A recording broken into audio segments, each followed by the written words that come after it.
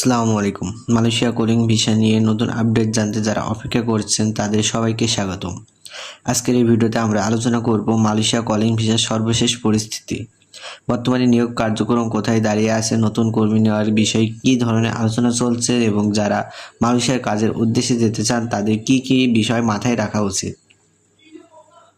অনেকে জানতে চান মালয়েশিয়া কলিং ভিসা কি পুরোপুরি চালু হয়েছে নাকি এখনও সীমাবদ্ধতা রয়েছে। বাস্তবতা হলো মালয়েশিয়ার বিদেশি কর্মী নিয়োগ কার্যক্রম বিভিন্ন খাতে চলমান থাকলেও এটি সম্পূর্ণভাবে সব দেশ বা সব সেক্টরে একইভাবে চলছে এমনটি বলা যায়। তো সরকার সময়ে সময়ে শ্রম বাজার চাহিদা, নিয়োগকর্তা প্রয়োজন এবং অভিবাসন নীতির উপর ভিত্তি করে নতুন সিদ্ধান্ত গ্রহণ করে। তাই কোনো একটি খবর শুনে নিশ্চিত হওয়া উচিত নয় যে সব ধরনের কলিং ভিসার সবার জন্য একসঙ্গে চালু হয়েছে।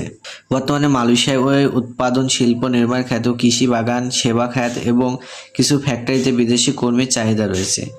তবে কোনো কোম্পানি কতজন কর্মী নেবে, কোন দেশ থেকে নেবে এবং কবে নেবে এইসব বিষয়ে সংশ্লিষ্ট নিয়োগকর্তা ও মালয়েশিয়ার সরকারি অনুমোদনের উপর নির্ভর করে।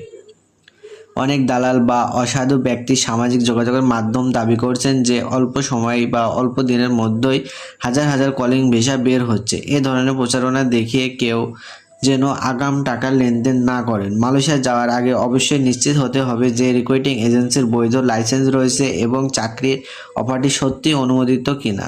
যারা এখন মালয়েশিয়ায় যাওয়ার প্রস্তুতি নিচ্ছেন তারা আগে থেকে নিজেদের পাসপোর্ট মেয়াদ, পুলিশ ক্লিয়ারেন্স, মেডিকেল পরীক্ষা সহ প্রয়োজনীয় কাগজপত্র প্রস্তুত রাখতে হবে, কারণ অনেক সময় নিয়োগ শুরু হলে দ্রুত কাগজ জমা দিতে হয়। আগে থেকে প্রস্তুত থাকতে সুযোগ এলে দ্রুত আবেদন করা সহজ হয়।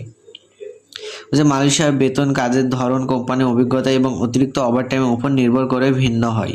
অনেক কর্মী মূল বেতনের পাশাপাশি ওভারটাইম করে বেশি আয় করে থাকেন। তবে কোনো এজেন্সি যদি অবাস্তবভাবে খুব বেশি বেতনের প্রতিশ্রুতি দেয় তাহলে সেই তথ্য ভালোভাবে যাচাই করা উচিত। বর্তমানে মালয়েশিয়ার সরকারি বিদেশি কর্মীদের ব্যবস্থাপনা আরও স্বচ্ছ করার জন্য বিভিন্ন ডিজিটাল প্রক্রিয়া ব্যবহার করছে। তাই আবেদনকারীদের জন্য সঠিকভাবে জমা দেওয়া এবং সরকারি নিয়ম মেনে চলা অত্যন্ত গুরুত্বপূর্ণ। সব শেষে বলা যায় মালয়েশিয়া কলিং ভিসা নিয়ে বিভিন্ন সময়ে নতুন আপডেট আসছে।